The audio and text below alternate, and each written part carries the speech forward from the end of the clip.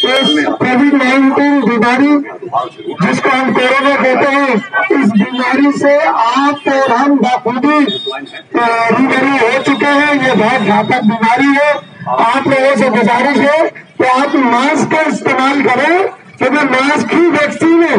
अभी कोविड की, कोरोना की कोई वैक्सीन नहीं आई है, इसका कोई इलाज नहीं है। खाली आप लोगों को अपने हाथ धोएं, साबुन से बार बार हाथ धोएं, मास्क का इस्तेमाल करें और सोशल डिस्टेंस का 2 फीट दूरी का पालन करें। साथियों, ये बहुत घातक बीमारी है। इस बीमारी से हमने शहर में अपनों को पाया है।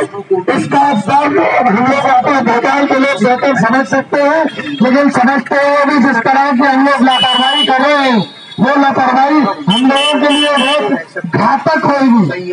आप लोग इस बीमारी को जानते हुए भी जिस तरह से लापरवाही कर रहे हैं, सोशल डिस्टेंस का पालन नहीं कर रहे हैं और मास्क का इस्तेमाल नहीं कर रहे हैं, जिसकी वजह से 8 अगस्त में कोई बड़ी बात नहीं है कि शहर में एक बार फिर पूरे भोपाल को लॉकडाउन कर दिया जाएगा। का इस्तेमाल करें और तमाम भोपाल के लोग सड़कों पर आकर जन जागरण अभियान से जुड़े, जिससे कि इस बीमारी जिसका कोई इलाज नहीं है, अभी वैक्सीन नहीं है, कोई इलाज नहीं है हिंदुस्तान में, सिर्फ मास्क ही एक दवा है इसकी, जिससे कि हम थोड़ा बहुत बचाव कर सकते हैं। हम लोग कितने लोगों को मास्क बांटा आपने? हमारा अभी हमने 5000 मास्क बांटे हैं। हमारा जो टारगेट है 10 लाख मास्क बांटने का राजधानी में टारगेट है और हर शासकीय कार्यालयों पे, जिला अदालत पे, कलेक्ट्रेट में और तमाम यहाँ के प्राइवेट जो सेक्टर हैं सब में हम जाके पूरी टीम जाएगी और सभी को संदेश देंगे कि मास्क ज़रूरी है, क्योंकि इससे बचाव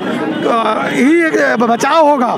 क्योंकि ये ऐसी बीमारी है, ना जात पूछ रही ना मज़हब पूछ रही, जिसके पीछे पड़ जाती है उसको अपने साथ ले जाती है। मैं शहर के लोगों को बताना चाहता हूँ और कहना चाहता हूँ, हम तमाम संयुक्त संघर्ष मोर्चा के संरक्षक हमारे साथ हैं, और मैं ये बताना चाहता हूँ कि अपनों को खोया है हमने, हम आपको खोना नहीं चाहते। इसलिए मास्क का इस्तेमाल करें, सोशल डिस्टेंस का पालन करें और हाथ बार बार साबुन से धोएं, जिससे कि हम भी बचेंगे, हमारे परिवार को भी हम बचा सकते हैं।